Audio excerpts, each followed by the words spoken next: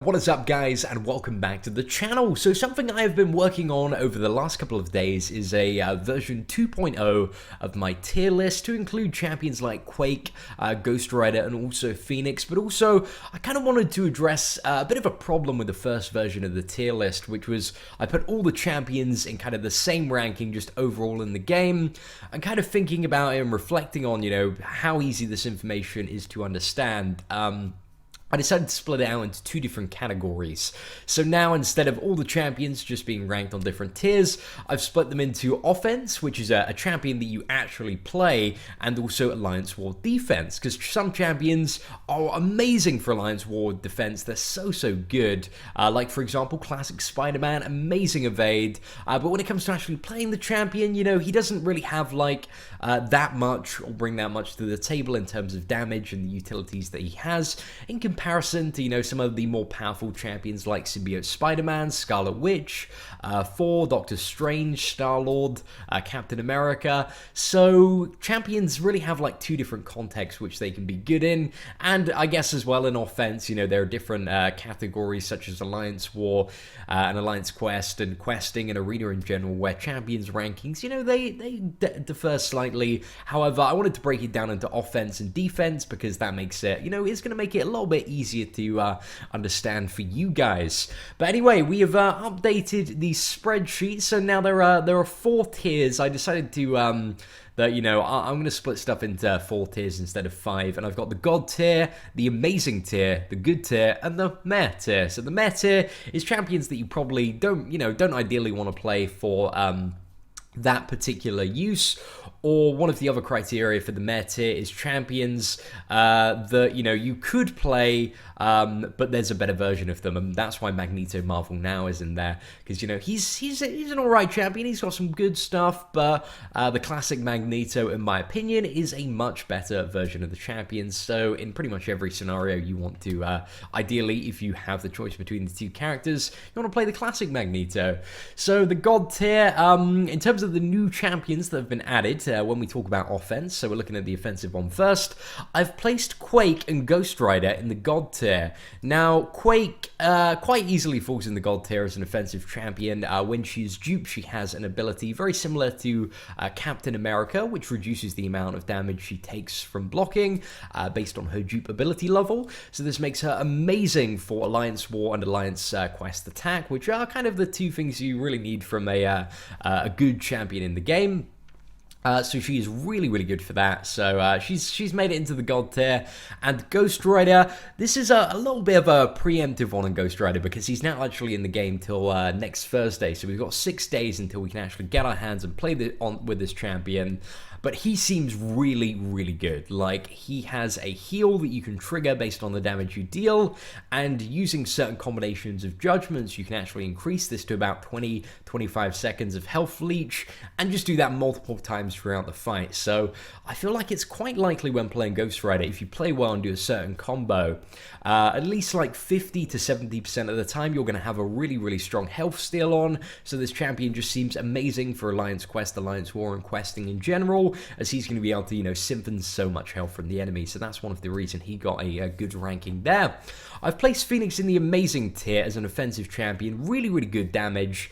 The Incinerate is quite good as well, and the fact that, that debuffs the enemy and removes a large amount of their block proficiency and block chance is just really good. Overall, as she's kind of progressing through the fight, getting more and more stacks of fury, she starts to hit really hard, which makes her a good offensive champion. Combined with the fact that while I haven't fully tested this out to kind of a really good extent, I kind of have a theory that Phoenix, when you're actually playing the champion, there are ways to not quite easily, but over the course of the fight, build up to, 5 or maybe 10 stacks of Phoenix Force, and then, tactically die. Well, tactically take a hit which kills you, and then your duped ability will restore 100% of your health. However, there have been a few issues and people reporting that this isn't reliably triggering. I think when you take a blocked hit or, die from any debuff, it doesn't trigger the duped ability on Phoenix. So we're going to have to play around with that a bit more. So she might be demoted to the good tier in the next iteration of the list. But I've also moved up a few characters, such as Black Bolt. He's now in the good tier as well.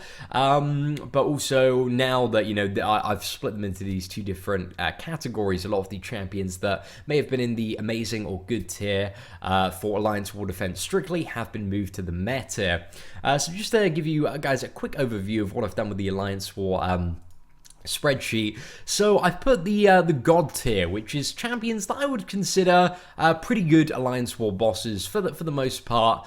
So Ultron, Spider-Man Classic are probably two of the most, well, and also Wolverine, are three of the most common Alliance War bosses that you will fight, and for good reason. They are really, really good champions.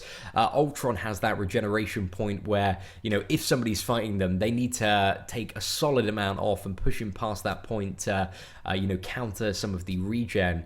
Adding to that, you know, his evade and a really annoying level 2 makes him quite an annoying Alliance War boss, and quite a good one most of the time. However, my personal preference for Alliance War bosses and champions that I've struggled against the most are Spider-Man, Wolverine, and Nightcrawler. Such great champions as Alliance War bosses.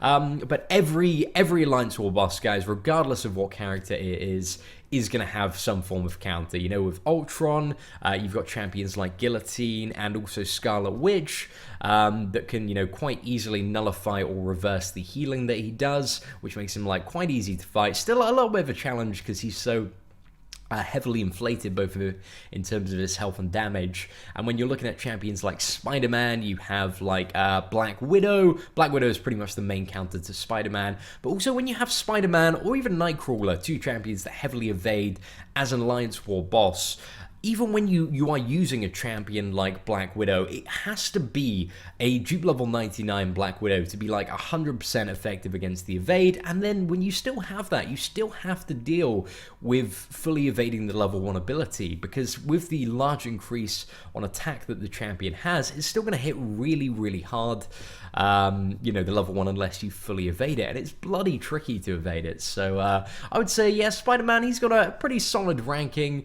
as one of the best Alliance War bosses. Nightcrawler's specials are a little bit easier to evade, should I say. But the pro to Nightcrawler is that he has a bit of a higher evasion chance than Spider-Man, and what is it as well, if you're fighting with like a Black Widow or a Daredevil or Elektra, his specials are much not as specials. His he gets a class disadvantage, so he's going to be hitting a lot harder if you do take any blocked hits or parries, and also you're going to be dealing less damage to him, making the fight go on longer, meaning that you might be a little bit more prone to error. So overall, I think those are some pretty solid ones. Magic, debatable. I think she's kind of like between the God tier and Amazing tier, and also Spider-Man Miles Morales might be bumped down in a future update, but I've also added Deadpool Classic as a God tier Alliance War boss just for the crazy amount of healing that he does. But obviously, Wolverine and Deadpool both suffer kind of the same drawback, which is they are very, very vulnerable to a champion like Guillotine with heal reversal. Yeah, that wrecks them pretty hard. But also with a champion like Guillotine as well, you need to get a little bit lucky and play really, really well against those champions. So they're still pretty decent options for Alliance War bosses. And then in Amazing tier, these are kind of like the second-rate champions that I think are still really, really great options for Alliance War defense. So you've got Abomination. His poisons can be very tactically and well placed on nodes that people may not necessarily use Black Widow or somebody like a Vision on to, you know, fool people into attacking the Abomination. And they're going to take a load of poison damage. Ant-Man is so annoying to kill. Like, he's such an annoying champion. So, yep, definitely a good option. Agent Venom can shrug off debuffs, shrugs off your parries, slaps you in the face. That can trip up a lot of players and cause them a lot of problems. So I think that's particularly good. Black Panther Civil War has a Stun Reflect. A lot of people really struggled to fight Black Panther Civil War. It's a really great champion.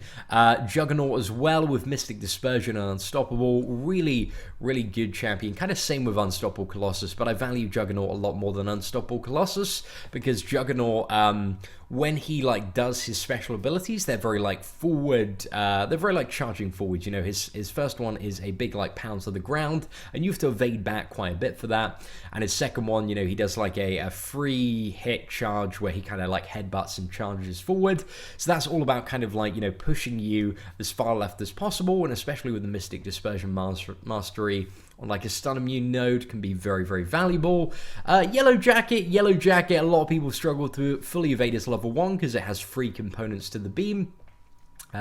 So I think, you know, he's a pretty justifiably good Alliance War defender. Groot as well. Groot, a lot of people still struggle fighting Groot, so he's there. Hulkbuster, I think when Hulkbuster's 550, he's just like an absolute tank of a champion. And whenever you like put debuffs on him, providing that the Hulkbuster has the, the willpower mastery, it's just going to heal him for so much if he's at 550. And when he's duped, as his health goes down, his armor goes up quite a lot, so that makes him increasingly more difficult to kill. He is actually a pretty good mini-boss in my opinion. Very, very tanky champion. Kind of same story with Rhino. Rhino has unstoppable charge, so it's really annoying to fight and kill on unstunnable nodes, so pretty good option there. Of course, Electro, great champion overall. So whenever you damage Electro, you take 35% of the damage back. Pretty decent champion. I'd say he's kind of debatable god tier, but doesn't really make for a good Alliance War boss as he's quite flimsy. And then we have, Black Widow and Crossbones for the same reason I've put in Amazing. Although most of the time you're going to use Black Widow for the offensive stuff. But I still think she's really, really good. Just because dupe level 99 or high dupe level reduces all your ability accuracy. So you're not going to be able to trigger the defensive stuff like parry. So you're not going to be able to parry or stun her. And also, her duped ability allows her on like the 3rd hit to bypass your block. Same with Crossbones if he has enough stacks of Fury, and also Crossbones shrugs off debuffs. So yeah, 2 really great champions in my opinion for Alliance War defense. And then we got Doctor Strange on a level 2 unblockable is so good. And what makes Doctor Strange also very good for Alliance War defense is that his power gain isn't dictated on the amount of damage that he takes or deals, so it's constantly going up. You need to find like a way to deal with that. Pretty much Vision is the only character that can reliably prevent him from getting to his level 3, and even then you do need to play very, very aggressively against the Strange. So if you put him on like a power gain node, one of those nodes where you use a special and the opponent gains 1 bar of power, it can be very, very difficult to actually control this champion. So I think Doctor Strange has quite a few really good uses throughout Alliance War defense, although a lot of the time people like to use him for attack or on their Alliance Quest route, but there are times in the week where you can possibly chuck a Doctor Strange in there. And then we have the good tier champions that I believe are all right, and all the Iron Men champions are in here actually.